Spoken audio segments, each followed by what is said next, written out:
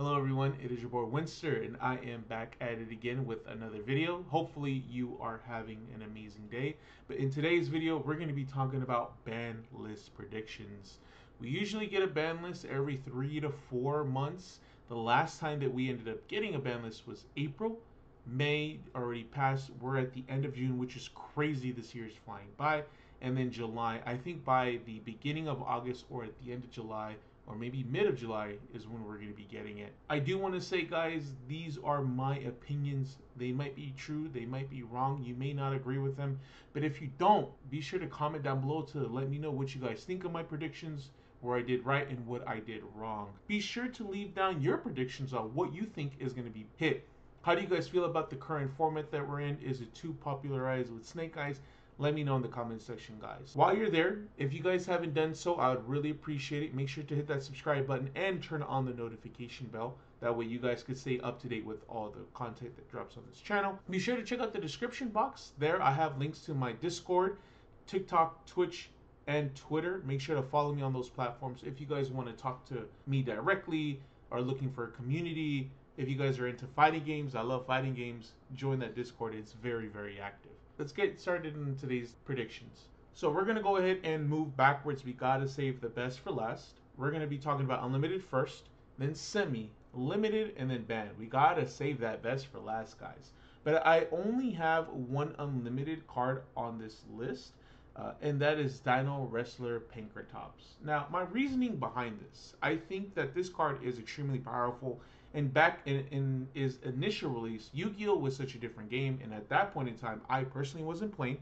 But considering this is very similar to Fenrir in the capacity of summoning and what it ends up doing, I do think this card, if Fenrir has the ability to remain free at 3, then I don't see a reason why Dino Wrestler Pankratops can't. I think the game's a lot faster. And that's my personal reasoning behind it. On to the semi-limited portion of this list. The first card on my list is going to be Snake Eye Ash. This card is absolutely amazing in the Snake Eye strategy. It goes without saying. And I think a lot of the community could attest to this, that Snake Eye in its current condition, in its current state, in the current format is top spot. I don't think there's any real question behind it. Maybe there's a few strategies trailing behind it, like Lab, Yubel, Tenpai, but I don't think anyone's going to argue the fact that this is the best deck. And some sort of capacity, I personally think that this card needs to get hit. Also, things to consider is OCG recently hit this card. Definitely something to consider. Konami is fully aware of how strong this strategy is.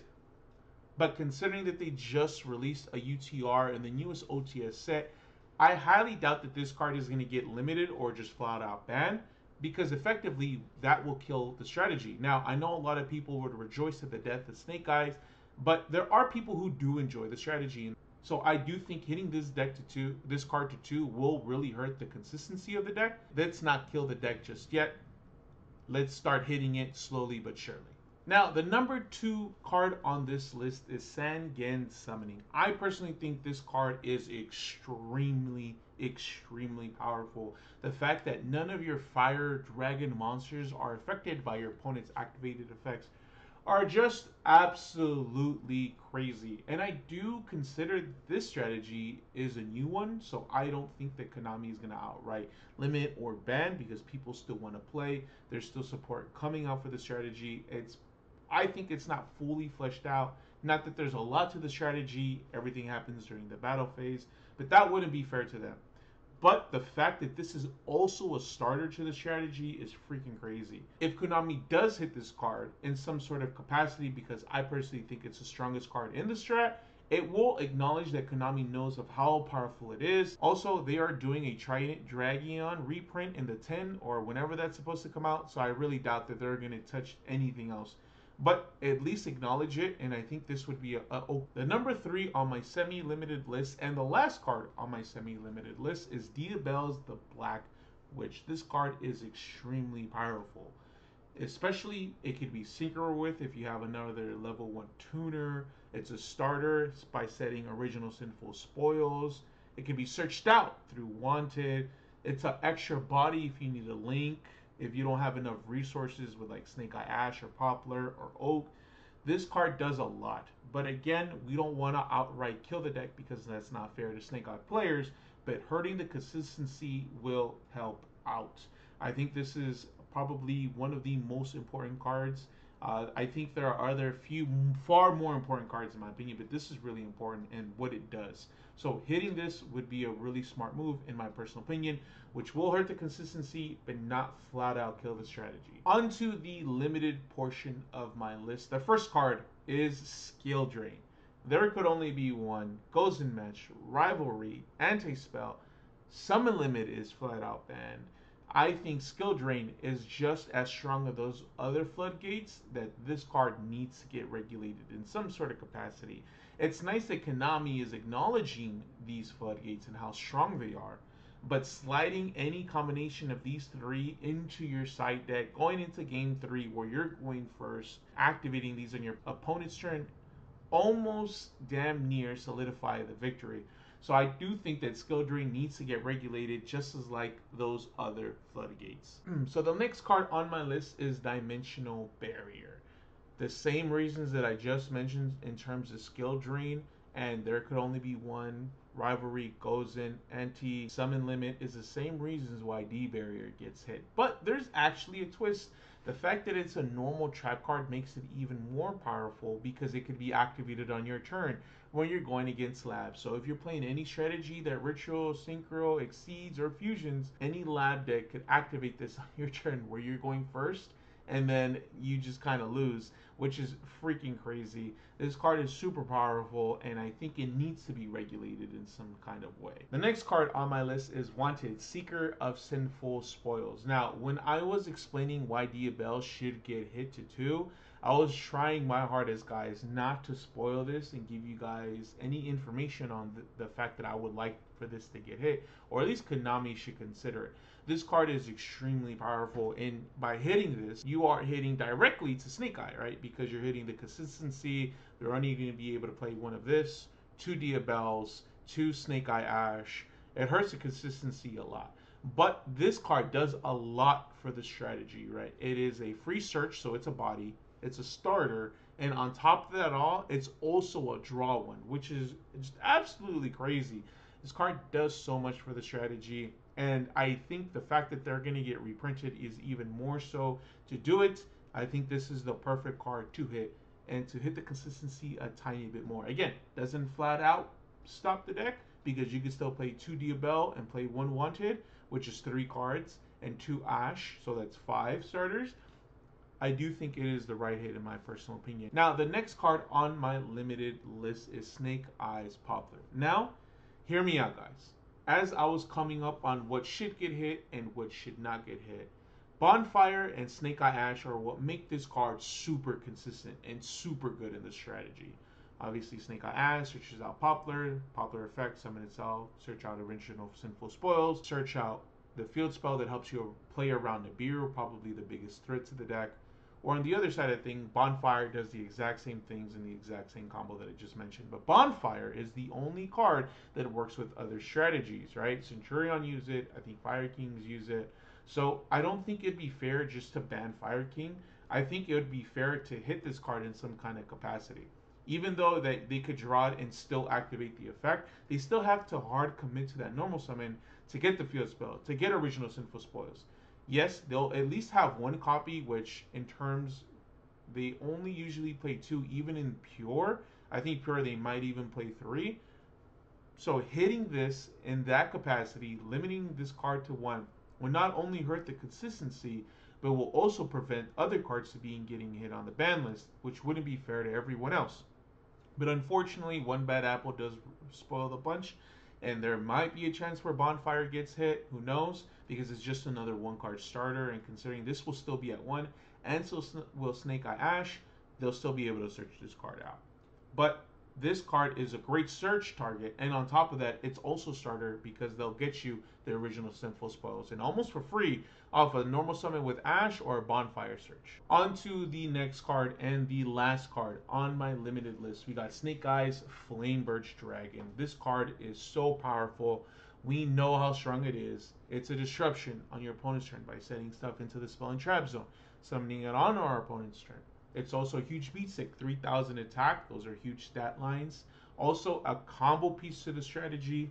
Now, I know Pure is a more popular option, and they usually play two copies of this, right? They want to summon it off Snake Eye Ash, and they also want to place it into the spell trap zone with the field spell. So I think that's why it's important, right? We don't want to outright kill the deck, even though that might be the smartest move for Konami, but they still have money to make, they still have reprints to sell. I don't think they're going to end up just banning this card. I think it's going to get limited, and that would be, in my personal opinion, the best step for it, right?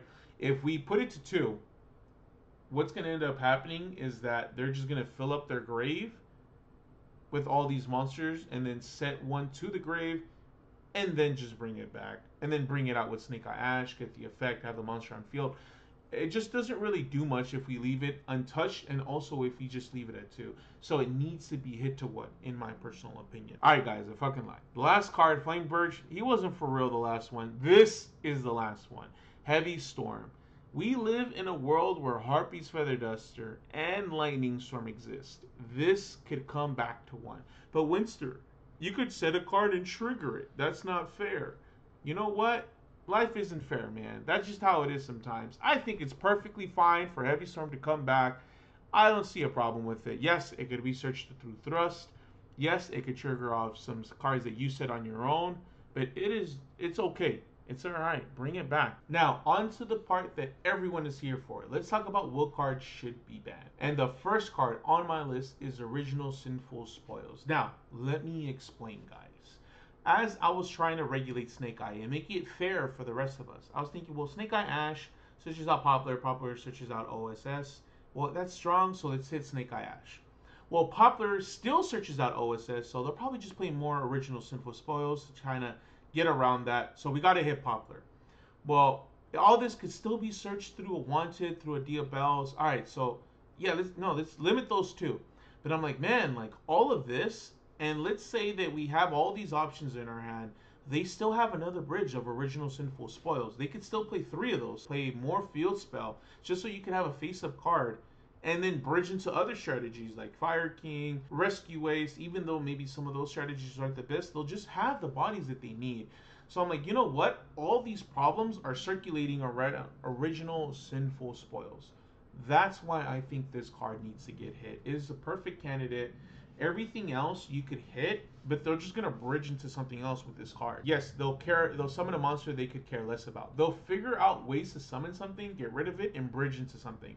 So that's why I think this card should be banned. Now, I personally didn't think so, and I was trying to work any way around it, but it's by far the most important card to this strategy. The next card on the chopping block is Albion the Sanctifier Dragon. Now, as I was making this list, I was really thinking, I'm like, man, Gimmick Pup is such a strong card. Let's just ban it. Like, problem solved. Then I thought to myself, I'm like, you know what?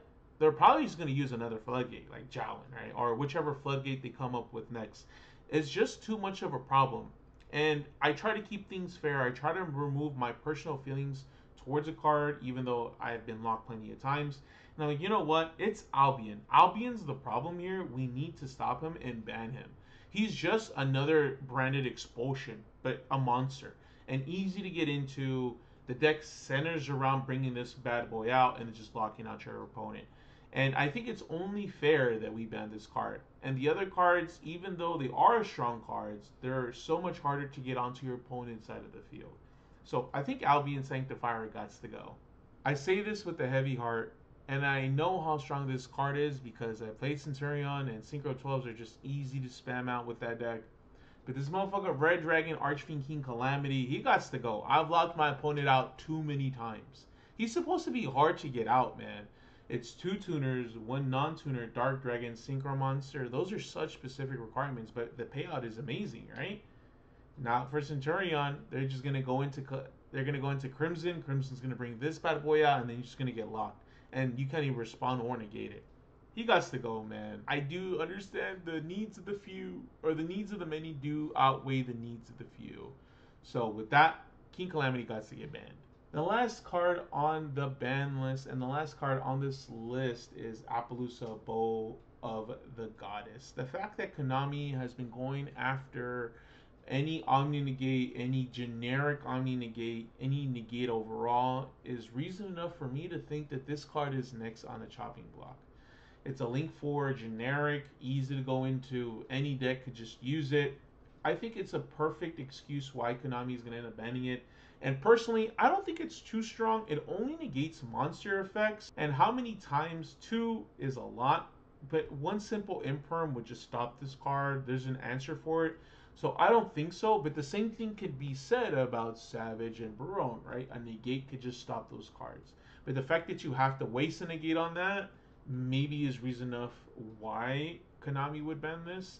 So I do think that this card is next on the chopping block, and I think there's plenty enough reason for it to be gone. Okay, so that is going to be it for my ban list predictions. Let me know what you guys think in the comment section below. I'd really appreciate it. I love reading everyone's feedback. If you guys have any different ideas or thoughts on what should and should not get banned, be sure to comment it like I mentioned earlier. Let's talk about it. Let's discuss it. And when do you guys think this ban is going to drop? I think it's going to come in the middle of July, maybe the end of July, just like last time, and it'll be perfect time, but only time could tell. But let me know in the comment section below. Do not forget to like, comment, and subscribe. Turn on the notification bell. I appreciate all the support that I get from you guys. You guys have a good rest of your day. Peace out.